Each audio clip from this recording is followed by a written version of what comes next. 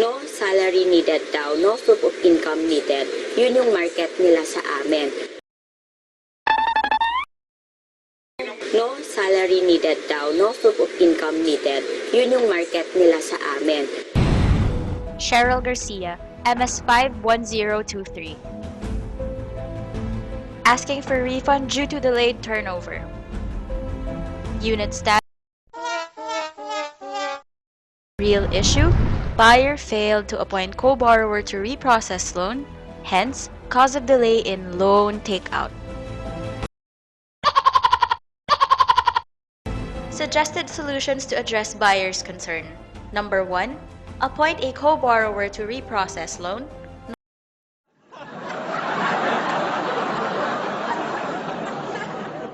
Hinayaan kami ng hinayaang magbayad, mabuo yung total equity namin na yung 273,000 bago nila sa amin sinabi yung requirement ng bangko. Paliwanag ng HLURB, kailangan palaging totoo at malinaw ang mga paliwanag sa buyer. Hindi pwede siyang mag-misrepresent. Kasi kung merong misrepresentation, then pwedeng ground yun to nullify or rescind the contract.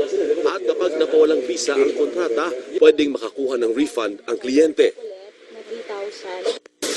Ito kasi ang problema. Kadalasan, sa kagustuhan makainganyo at makakuha ng maraming kliyente, lahat na lang pinapangako ng isang realty firm o ahente. Ano po? Kesyo pwedeng wala nang ganito, wala nang ganyan, para lang kumagat ang consumer. Mali po yun. Maging tapat na po tayo. Huwag nating pasahin o hayaang magbayad ng buwan ng amortization. Tapos sa dulo pala, may kulang pang requirement na hindi naman makukumply ng buyer. Number 2. Discuss with pro-friends through proper venue.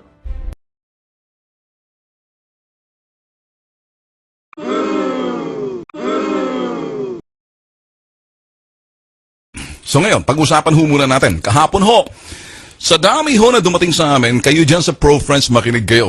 46 and eto ho'y counting. Marami pa ho hindi nagdarating. Kaya ho sila dumating sa amin kahapon, mga kapatid. Kinuhanan ho namin sila ng salaysay.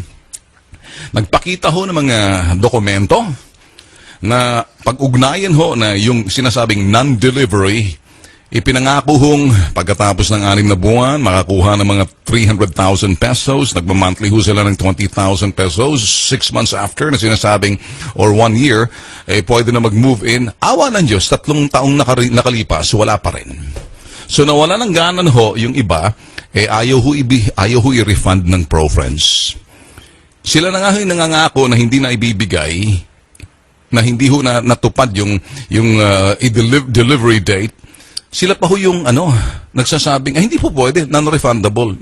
Kundi ba naman kayo mga siraulong kumag kayo kulokoy kayo sa Pro-Friends, makinig kayo. Ngayon nagagalit na ako dahil nakita ko talagang mga disenteng tao ho to, mga edukadong tao ho to, mga na talagang nagbubuhuso ng pawis.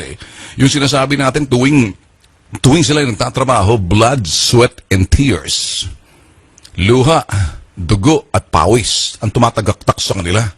Hindi ho madali kumita ang pera, lalo-lalo na kapag ikay nasa ibayong dagat, kagustuhan mo makabili ng bahay, pagkatapos yung bibilhan mong developer, sabihin natin, barubal.